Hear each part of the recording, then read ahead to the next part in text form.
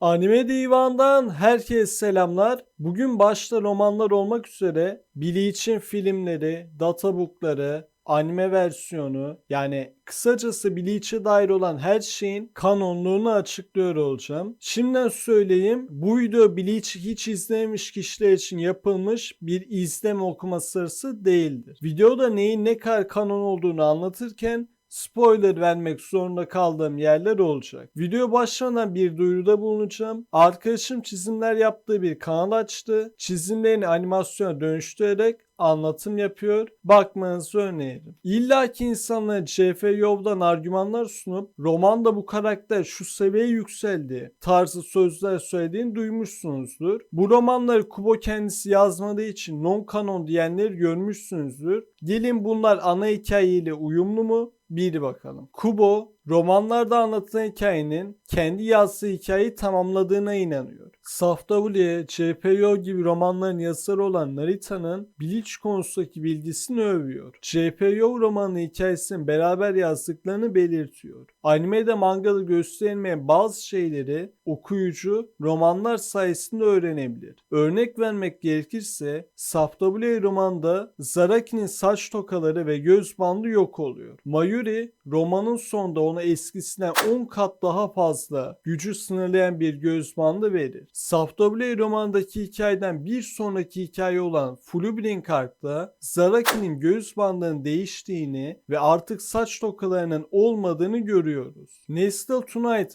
adlı kısa öyküde Haribel'in nasıl ölmediği anlatıldı. Rukia'nın Ichigo'nun güçlerini geri kazandırmaya çalıştığı bir roman vardır ve Fullbring Arc'ın başında da bunun konusu geçiyor. Kira'nın Shazdomino ile olan savaşını anlatan kısa bir romanda vardır. Kira, Shazdomino'yu yendikten sonra Lilleborg'un kalıntılarını yok eder. Hikayenin zamanlaması ile de uyumludur. Evet, bu romanlar mangadaki hikayeyi etkiliyor ve zaman dilimi olarak da manga ile örtüşüyor. Üstüne bir de yazılarında onayı vardır. Bu yüzden bunlar kanondur. Bleach'in wikisinde romanlar non-kanon dendiğinden bahsedecekseniz bu önemsizdir. Çünkü Kubo Wiki'nin kanon olmadığını kendisi de belirtiyor. Yani hayır, romanların kanonluğunu çürütmüyor. Şimdi filmlerden bahsedelim. Birinci filmin tamamı kesinlikle kanondur. Mangada Ichigo'nun önceden Kyogoku yani Çığlıklar Vadisi'ne geldiğini doğrulayan bir konuşma yapıldı. Kubo manga bölümünün sonunda Kyogoku'yu öğrenmek için birinci filmi izleyin yazdı. Bunu sadece Kyogoku adlı mekan kanon olduğu, filmin gerisi kanon değildir diyenler olacak. Animenin bölüm açıklamasında Ichigo'nun Shinenju ile karşılaştığını doğrulayan bir ifade vardır. Bilmeyen ve unutanlar için söyleyeyim, Senna Shinenju'nun ta kendisidir. Yani bu ifade Ichigo'nun Senna ile tanıştığı birinci filmdeki olayların tamamının kanon olduğunu gösterir. İkinci filmin kanonluğunu kanıtlayan hiçbir şey bulamadım. Muhtemelen kanonda değil. Üçüncü filmin kanon olduğunu kanıtlamak için kullanılan kanıt, Kubo'nun bu filmi birinci filmden daha çok beğendiğini belirtmesidir. Kubo kendi kanon anlayışına uymayan Bleach içeriklerini beğenmez. Örnek vermek gerekirse Boruto Ark'ı sevmemesinin sebebi aklındaki Bleach'e uymamasıdır. Bu film kanon olması neyi değiştiriyor diye soracak olursanız SRT'nin büyüklüğünü ölçmek için kullanıyorlar. Filmde Gote 13 kışlaları güzel bir perspektif ile gösteriliyor. Bunun dışında kendisini tutan Zaraki bile Bankai Mayuri'yi yenebildi. Dark Rukia adında sadece bu filmde bulunan özel bir karakter formunda bulunur. Bunların dışında bu filmde güç ölçeklendirmesi olarak kullanılacak çok da bir şey bulunmuyor. Karakter yazımı olarak da çok da hatırlayamıyorum bu filmi. Belki Rukia'nın yazısına yeni bir şeyler ekliyordur. Özetle 3. film kanon olsa da olmasa da serinin hem güç ölçeklendirmesi olarak hem de karakter yazımı olarak çok da bir şeyini değiştirmiyor. 4. filmin sadece Ichigo ve Urukyo'nun savaştığı kısımları kanon, gerisi non kanon. Kubo genel olarak bu filmi beğenmediğini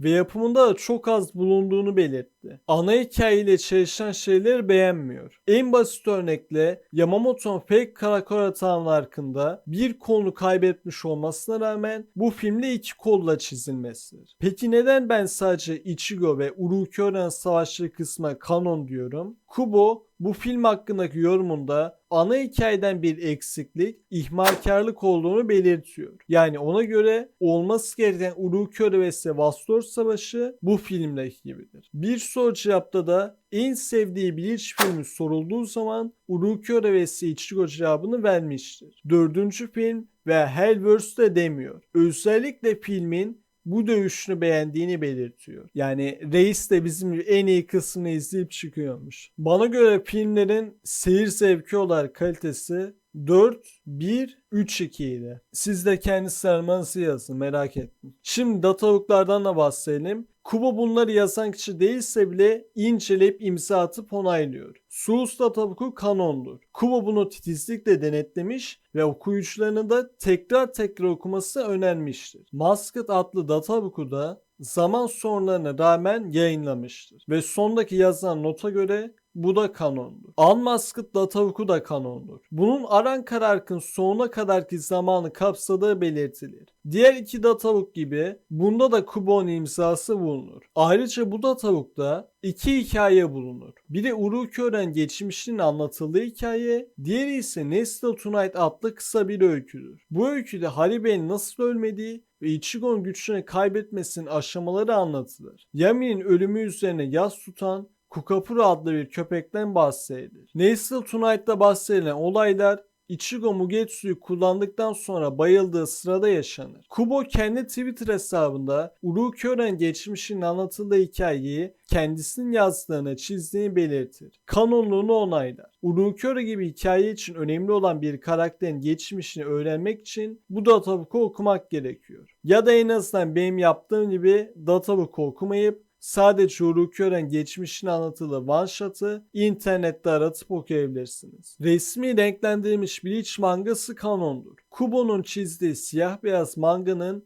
renklendirilmiş halidir. Tabi şunu söylemeden geçmeyelim. Kubo resmi renklendirilmiş mangayı mesai vakitlerinde çok hızlıca kontrol edip geçtiğini, arada hatalı renklenmelerin olabileceğini belirtmişti. Renklendirilmiş mangayı satın alanlara yanında bir de databook gelir. Colored Databook olarak adlandırılan bu databook'u Kubo kendisi yazmıştır ve Shinigami'ler hakkında bilgilerin açıklandığı belirtilir. Son olarak TBV Ark döneminde yayınlanan 13 Blaze Databook'undan da bahsedelim. Bu databook'ta diğer databook'larda olduğu gibi yazarın imzası bulunmaz. Bu yüzden non-kanondur diyoruz. Kanon olduğunu söyleyebilmek için kullanılacak tek argüman bu databook'u alınca içine Kira ve Shaz Domino Savaşları romanın veriliyor olmasıdır. Bu roman kanon olduğu için bu romanın databook'un da kanon olabileceği düşünülüyor. Çok fazla bilgi bulunmuyor bu databook'ta. Shinigami'lerin birbirleri hakkındaki görüşleri yazıyor. Byakuya Hazretleri Zarake'ye barbar demiş. Bu tarz sözler bulunuyor.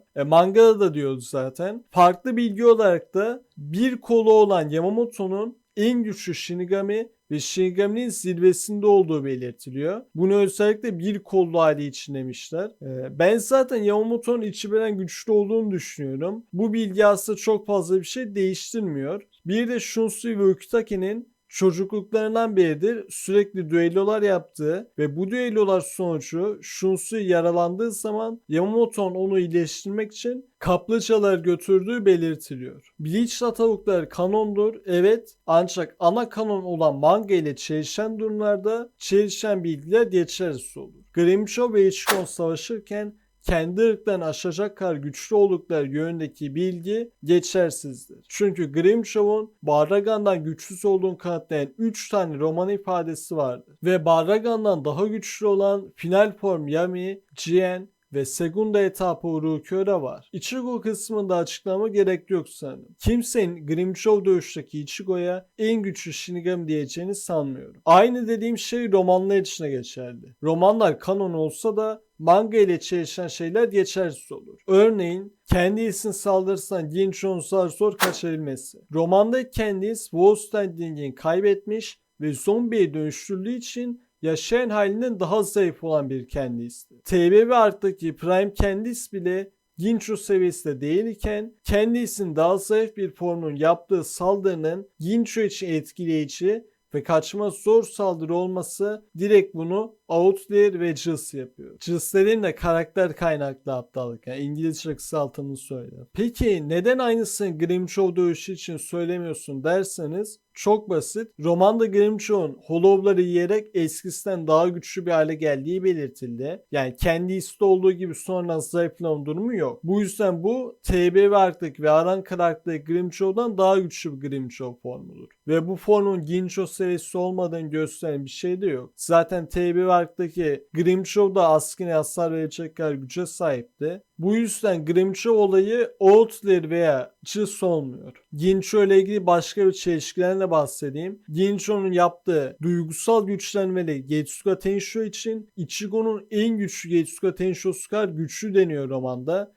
Ancak sonrasında Tokinada'yı bile öldüremiyor bu Getsuga. Üzerinde Kensei'yi de vuruyor. Tokinada yine ölmüyor. Şimdi Tokinada çok dayanıklı bir karakter olamaz mı diye soranlar olacaktır. Tokinada orta seviye bir karakter. Öyle Yuaba seviyesinde biri değil. Şöyle açıklayayım. Romanda Tokinada'nın Urahara'dan tek giyebileceğini belirttiği panel bulunuyor. Siz Urahara'nın büyüsü büyüktür, Ichigo'nun en güçlü Getsuga Tensho'su demiyorsanız yani buna da Outlier demeniz gerekiyor. Kaldı ki romanda Tokinada'nın Shikai Yamamoto'dan ve Hogyuksuz ailesinden zayıf olduğunu gösteren kanıtlar da bulunuyor. Yani Tokinada için yapabileceğiniz en iyi yorumlar o Shunko Yoriichi'den ve bir gözlü Shikai Shunsui'den güçlü. Bankai Shunsui'ye karşı kaybedebileceğini ima eden bir söz de bulunuyor. Gincho'yu yenebilmesini sağlayan şey daha hızlı tepki verilmesidir. Kısa özetle Tokinada bırak Soul King Yuaba öldürebilen Getsuga Tensho seviyesinde olmayı kendisi Base Yuaba seviyesinde bile değil. Son bir roman çelişkisi daha söyleyeyim. Rangiku ile ilgili bir ifade. Rukia ve Renshin'in evlendiği romanda Rukia'nın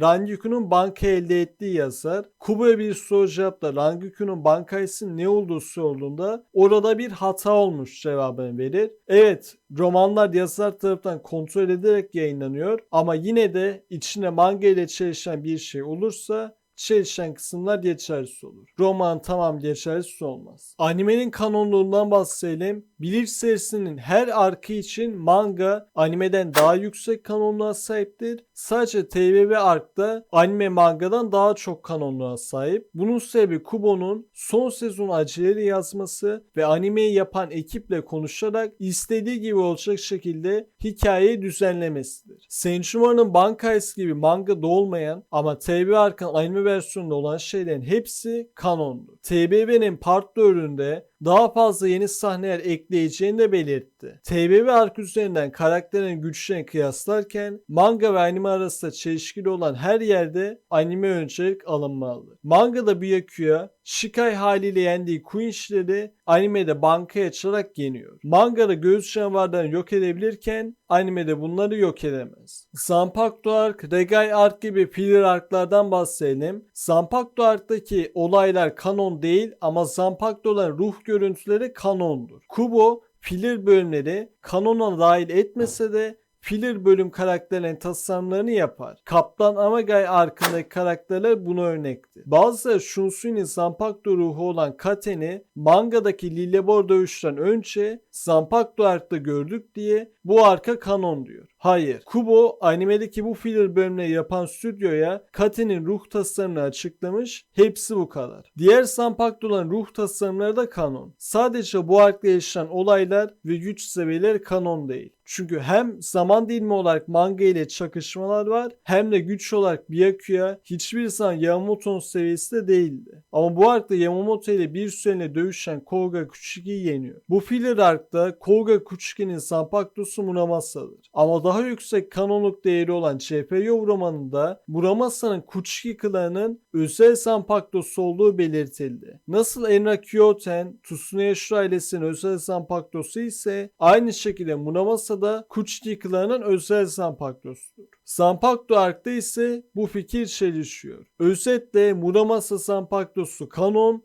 ama filler bölümündeki Muramasa ile ilgili şeyler non-kanon. Regai Ark'ı ben izlemedim ama internetten gördüğüm kesitlere bakarak bunun non-kanon olduğunu rahatlıkla söyleyebilirim. Ichigo'nun güçten kaybetmiş olması gerekirken bu arkta holification yapıp Nano'ya saldırdığını bile görüyoruz. Ashiro karakterinden bahsedelim. Ashiro karakterini ilk kez Spiller bölümünde görsek de kendisinden daha sonra Safta Blade romanında bahsedildi. Bu karakter romanda bahsedildiği için kanondur. Ancak onun bulunduğu filler bölümündeki olaylar yine non-kanondur. Tıpkı Munomasa Zanpakuto gibi. Son olarak da oyunların kanonluğundan bahsedelim. Oyunlar kanonluğun kanıtlayan hiçbir şey bulamadım. Muhtemelen de kanon değiller. Oyunların ana hikayeyle çeliştiği yerler de vardır. Örneğin Kubo bir soru cevapta aynı Espada numarasına sahip Arankarların aynı ölüm yönü temsil ettiğini belirtir. Bu da Nell'in ölüm yönü Haribel gibi fedakarlık olduğu anlamına gelir. Ama Brave Souls oyununda onun ölüm yönü ağıt olarak yazılmıştır. Tabi bu kadar basit bir hatadan tüm oyun non-kanon olmazdı muhtemelen. Zaten oyunun kanonunu savunanlar da oyunun tamamını değil, sadece Safta Blade romanının hikaye modunu savunuyor. Beyond Bankai gibi formları kanon almıyorlar. Evet,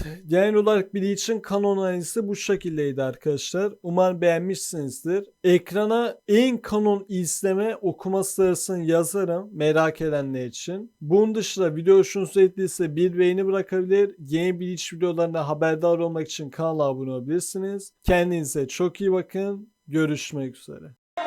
Fearless.